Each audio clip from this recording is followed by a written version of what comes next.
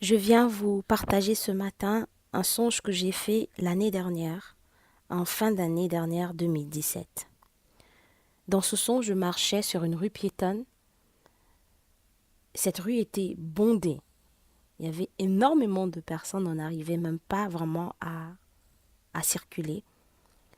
Et tout à coup, j'ai entendu la voix du Seigneur m'appeler. Je l'ai reconnu. Et il m'a dit servante. Je me suis arrêtée pour l'entendre. Il a dit regarde, il y a du monde. Beaucoup parmi ceux que tu vois vont louper l'enlèvement. Et parmi ceux qui vont rester, beaucoup vont perdre leur âme parce qu'ils ne supporteront pas les tribulations qui viendront après l'enlèvement. Et quand il a dit cela, je me suis mise à genoux parce que j'avais l'impression que l'enlèvement avait lieu à la seconde. Je me suis mise à genoux pour implorer sa grâce qu'il accorde 1 minute encore. Je dis Seigneur, s'il te plaît, accorde encore 1 minute.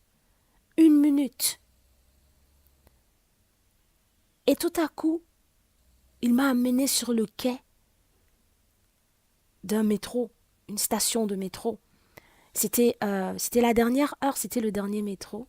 Il devait être approximativement minuit 40, à peu près l'heure des derniers métros, parce que ça dépend des stations. Et le métro est arrivé. Le métro était éclairé. Il y avait une telle lumière à l'intérieur, une telle lumière. Et dans le métro, il n'y avait pas grand monde.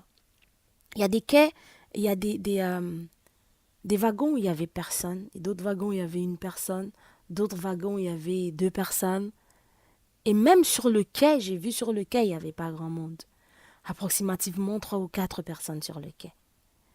Le métro est arrivé, il s'est ouvert. Les personnes qui se trouvaient sur le quai sont montées. Les portes se sont refermées, le métro est parti. Après que le métro soit parti, un groupe de personnes, j'ai vu un groupe de personnes arriver sur le quai. Mais c'était trop tard, le métro était parti. Alors le Seigneur m'a parlé. Il m'a dit, beaucoup ne sont pas prêts. L'enlèvement, c'est une sélection. Et beaucoup ne sont pas prêts. Va et dis à mon peuple que je reviens bientôt, que mon peuple se prépare à l'enlèvement. Dis, vous devez vous préparer. Mais quand je vous regarde vivre, vous n'êtes pas en train de vous préparer. Beaucoup croient se préparer, mais ils ne se préparent pas selon mes règles. L'apôtre Paul nous dit dans sa parole, un athlète, quand il court selon les règles pour pouvoir remporter le prix. Mais vous courez selon vos propres règles, pourtant j'ai établi mes règles. La course ne se fait pas selon vos règles, mais elle se fait selon mes règles. Il dit, je viens chercher une épouse qui s'est au préalable préparée, qui a lavé ses vêtements et qui a gardé ses vêtements purs. La Bible nous dit que tes vêtements soient blancs en tout temps.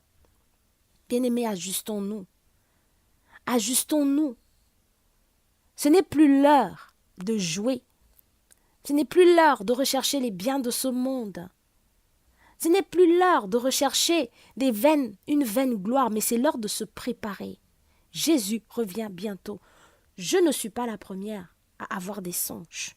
Il y en a qui ont des songes sur les réseaux sociaux. Il y en a plein. Sur l'enlèvement. Notre Seigneur parle de l'enlèvement à beaucoup de ses enfants. Parce qu'il nous aime tout simplement pour nous préparer, pour nous dire je reviens bientôt. Apprêtez-vous, ajustez-vous. Il y en a qui voient la grande tribulation.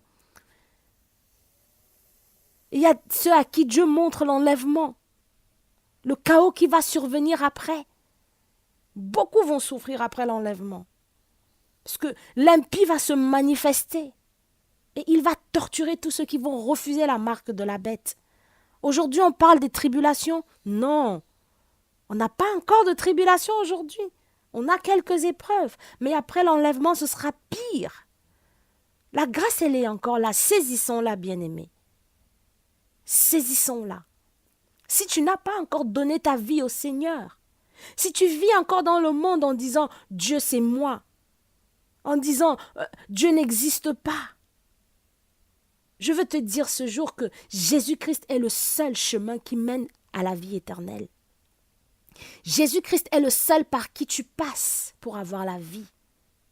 Bouddha ne te donne pas la vie. Krishna ne te donne pas la vie. Ils sont morts, on connaît leur tombeau. Ils ne sont que des divinités, des idoles. Bien-aimé, donne ta vie au Seigneur. Quitte le monde. Quitte les critiques, les calomnies. Donne ta vie au Seigneur. Car Jésus est la vérité. Beaucoup d'entre nous, nous sommes des chrétiens, mais nos vies n'appartiennent pas à Jésus. Nous ne vivons pas comme si Jésus-Christ était notre Seigneur et notre Maître. Nous vivons comme si nous avions d'autres maîtres dans nos vies. Il est temps de nous ajuster. Dernièrement, j'ai vu sur YouTube un enfant de 2 ans qui disait à sa maman, le Père revient, le Père arrive. Si le Seigneur en arrive aujourd'hui à parler aux enfants de 2 ans, c'est parce que nous sommes sourds, nous n'écoutons pas. Nous devons nous réveiller, bien-aimés. Nous devons nous ajuster, nous, les chrétiens. Ajustons-nous. C'est à nous de prêcher ce message, c'est à nous de dire aux autres, réveillez-vous, c'est à nous d'aller réveiller le monde. Mais nous qui sommes supposés réveiller le monde, nous-mêmes, nous sommes endormis. Que la grâce ne semble pas arriver trop tard. C'est une sélection et Jésus nous prévient, il revient bientôt. Mais nous ne sommes pas prêts. Apprêtons-nous, ajustons-nous.